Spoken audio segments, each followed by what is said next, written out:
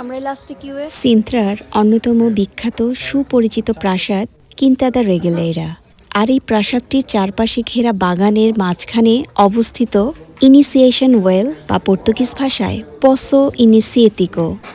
আপনি সহজভাবে বাংলায় বলতে গেলে এটা এক ধরনের কূপ, যেটার 9 স্তর বিশিষ্ট সিঁড়ি আপনাকে একদম মাটির নিচে নিয়ে যাবে। আর এটা ইউনেস্কোর ওয়ার্ল্ড হেরিটেজেও কিন্তু নাম লিখিয়েছে।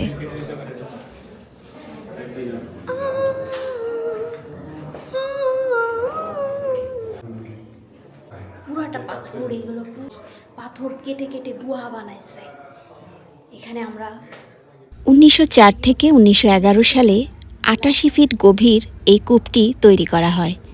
আর এই কূপের ভেতর সব মিলিয়ে 4টি গুহা আছে। আর এটা একসময় উপাসনালয় হিসেবেও ব্যবহৃত হতো।